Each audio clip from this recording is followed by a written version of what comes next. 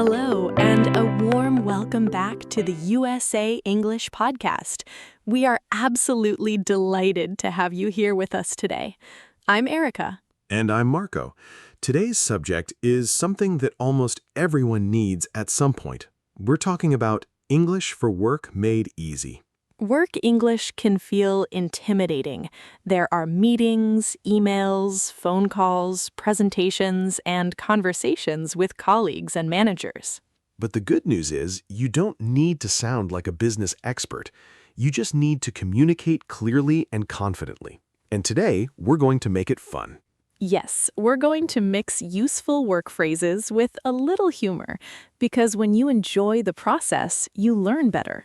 We'll cover common work situations, useful phrases, how to talk about your job, how to handle meetings, and how to deal with tricky moments at work.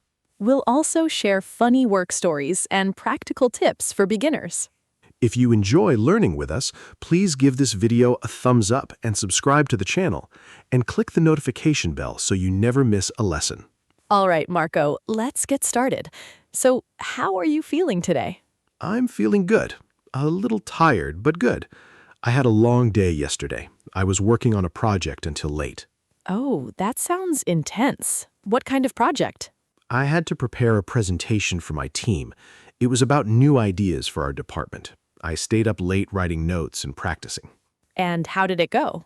It went okay. I was nervous at first, but then I just started talking. I remembered to breathe and speak slowly. And you know what? People actually listened. That's wonderful. It sounds like you did a great job. Thank you. I learned that preparation helps a lot, and also a little humor helps too. I made a small joke at the beginning and everyone relaxed. That's a great tip. A little humor can make work conversations much easier. Let's dive into our main conversation and help our listeners feel more confident at work. Okay, Marco, let's start with the most basic question. How do you introduce yourself at work? You can say, "Hi, I'm Marco. I'm the new marketing assistant." Or, "Hello, I'm Erica. I work in the finance department." Another common phrase is, "I'm part of the sales team," or "I'm responsible for customer service." And if you want to be more formal, you can say, "Let me introduce myself. I'm Marco, and I'll be working with you on the new project." Those are all clear and professional. Now, let's talk about how to ask about someone's role. You can say, "What do you do here?" or "What's your role at the company?" Another phrase is, "What department are you in?" or "Who do you work with?" And if you want to be more casual, you can say, "So, what's your job here?" These questions are great for starting conversations with new colleagues. Now let's talk about how to describe your daily tasks. You can say, "I answer emails and schedule meetings," or "I work on reports and analyze data." Another phrase is, "I handle customer inquiries," or "I manage the team calendar." And if your job is more creative, you can say, "I create content and design graphics," or "I write articles and edit videos." It's important to be able to describe what you do in simple words. Yes, and if you don't know how to describe something, just keep it simple. Use the words you know. Now let's talk about how to make appointments and schedule meetings. You can say, "Could we schedule a meeting for next week?" Or, "Would you be available on Tuesday?" Another phrase is, "Let's set up a time to discuss this," or "I'll send you a calendar invitation." And if you need to reschedule, you can say, "I'm sorry, I need to reschedule our meeting. Would time work for you?" These phrases are very useful in a work environment. Now let's talk about how to ask for help at work. You can say, "Could you help me with this?" Or, "I'm not sure how to do this. Could you show me?" Another phrase is, "Would you mind taking a look at this?" Or, "I could use some advice on this project." Asking for help is not a weakness. It's a smart way to learn and get things done. Exactly. And most colleagues are happy to help. Now let's talk about how to say you don't understand something. You can say, "I'm sorry, I don't quite understand. Could you explain that again?" Another phrase is, could you say that in a simpler way? Or, I'm not familiar with that term. What does it mean? And you can say, could you give me an example? That's very helpful. Now let's talk about how to give feedback at work. You can say, I think this is a great idea. Or, I have a suggestion that might help. Another phrase is, I see what you mean, but maybe we could try a different approach.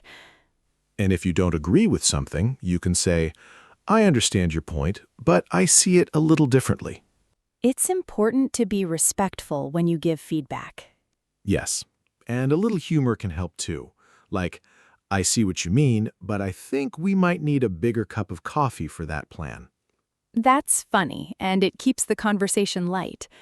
Now let's talk about how to handle mistakes at work. Mistakes happen to everyone. The important thing is how you handle them. You can say, I made a mistake. I'm sorry. I'll fix it right away. Another phrase is, I apologize for the error. I'll make sure it doesn't happen again. And if you're not sure how to fix it, you can say, I made a mistake. Could you help me find the best way to solve it? Taking responsibility for mistakes shows maturity and professionalism. Now let's talk about how to say no politely at work. You can say, I'd love to help, but I'm already working on another project right now. Another phrase is, I'm not sure I can take that on at the moment. Could we revisit it later? And you can say, I appreciate you asking, but I don't think I have the capacity right now. Saying no politely is an important skill. Now let's talk about how to end a work conversation. You can say, I need to get back to work now. It was nice talking to you. Another phrase is, thanks for your time. I'll follow up with you later. And you can say, I have a meeting in a few minutes. Let's continue this another time. Ending conversations politely leaves a good impression. Now let's talk about work emails. In emails, you can start with, I hope this email finds you well, or I'm writing to follow up on our conversation. Another phrase is, could you please review this document? Or, I'd appreciate your feedback on this. And you can end with, looking forward to hearing from you, or please let me know if you have any questions. Emails don't need to be long, just clear and polite. Now, let's talk about meetings. In meetings, you can say, I agree with that point, or I'd like to add something to what name said. Another phrase is, could we explore that idea a little more? Or, what do you think about this approach? And if you need time to think, you can say, that's a good question. Let me think about it. Meetings are about sharing ideas, not about being perfect. Now, let's talk about how to ask for a deadline extension. You can say, I'm afraid I might need a little more time on this project. Would it be possible to extend the deadline? Another phrase is, I'm working on it, but I'd appreciate an extra day if possible. And you can say, I want to make sure the quality is good, so could we push the deadline back? It's better to ask for more time than to submit poor work. Now let's talk about how to handle a difficult colleague. You can say, I understand your point of view, but I think we need to consider other options as well. Another phrase is, could we find a solution that works for both of us? And if things get tense, you can say, let's take a short break and come back to this later. Staying calm and respectful is the key. Now, let's talk about how to talk about your work goals. You can say, I'm looking forward to developing my skills in this area, or I hope to take on more responsibilities this year. Another phrase is, I'm working on improving my communication skills, or my goal is to become a team leader. Sharing your goals shows you're motivated. Now, let's give some sample work conversations. Great idea. Let me start. Good morning, Marco. How are you today? Good morning, Erica. I'm doing well, thank you. How about you? I'm fine, thanks. I just wanted to check in about the project. Of course, I've made good progress. I'll have the report ready by Friday. That's great. Let me know if you need any help. I will, thank you. By the way, what time is the meeting? It's at 2 p.m. in the conference room. Perfect. I'll see you there. See you then. That was a simple and professional conversation. Now let's do another one, this time about a problem. Marco, do you have a moment to talk? Yes, of course. What's going on? I'm having some trouble with the new software. I can't figure out how to generate the report. Oh, I can help you with that. I had the same issue last week. Really? How did you fix it? You need to click on the Export button first, then select the format. Ah, I see. Thank you so much. No problem. Let me know if you need more help. I will. Thanks again. That was a helpful and friendly conversation. Now, let's talk about common work mistakes. One mistake is using very formal language all the time. It can make you sound distant. Another mistake is not asking questions when you don't understand. Another mistake is being too casual with your boss. It's important to be respectful. And another mistake is avoiding difficult conversations. It's better to address issues early. Now, let's give some final tips. First, learn the phrases that are most relevant to your job. Second, practice speaking English at work, even if it's just a few sentences a day. Third, don't be afraid to make mistakes. Everyone learns by making mistakes. Fourth, listen to your colleagues and notice how they speak. Fifth, use simple language. You don't need fancy words to be professional. And most importantly, don't take yourself too seriously. A little humor can go a long way. Now, let's move to our vocabulary breakdown. First word, colleague. This is a person you work with. For example, I work with a great team of colleagues, and my colleagues are very supportive. Another example is, I had lunch with a colleague today. Colleagues are the people you see every day at work. Next word, deadline. This is the final time something must be completed. For example, the deadline for the report is Friday, and I have a tight deadline this week. Another example is, we need to meet the deadline. Deadlines help us stay organized. Next word, project. This is a specific task or plan with a goal. For example, I'm working on a big project right now, and the project is almost finished. Another example is, we need to discuss the project details. Projects are the building blocks of work. Next word, meeting. This is a gathering to discuss work. For example, I have a meeting at 10, and we had a productive meeting. Another example is, could we schedule a meeting for next week? Meetings are where decisions are made. Next word, report. This is a document that gives information. For example, I need to write a report on our progress, and the report is ready for review. Another example is, please send me the report by email. Reports are important for sharing information. Next word, presentation. This is a talk or slideshow to share ideas. For example, I'm preparing a presentation for the team, and her presentation was very clear. Another example is, I need to practice my presentation. Presentations help us communicate ideas. Next word, coworker. This is another word for colleague. For example, I get along well with my coworkers, and my coworkers are very friendly. Another example is, I had lunch with a coworker today. Coworkers make the workday more enjoyable. Next word, manager. This is the person who leads a team. For example, my manager is very supportive, and I had a meeting with my manager. Another example is, I need to speak to my manager about this. Managers help guide the team. Next word, appointment. This is a scheduled meeting. For example, I have an appointment with the IT department, and could we make an appointment for next week? Another example is, my appointment is at 3. Appointments are important for planning. Next word, email. This is a message sent electronically. For example, I'll send you an email with the details, and please check your email for updates. Another example is, I received an email from my manager. Emails are a key form of communication at work. Let's quickly review the vocabulary. Colleague is a person you work with. Deadline is the final time. Project is a specific task. Meeting is a gathering. Report is a document. Presentation is a talk or slideshow. Coworker is another word for colleague. Manager is a team leader. appointment is a scheduled meeting, and email is a message sent electronically. That's a very useful list. Now, let's do a longer practice conversation about a workday. Great idea. Erica, what does your typical workday look like? I usually start my day by checking my emails. Then I attend a team meeting at 9:30. After that, I work on my projects and respond to messages.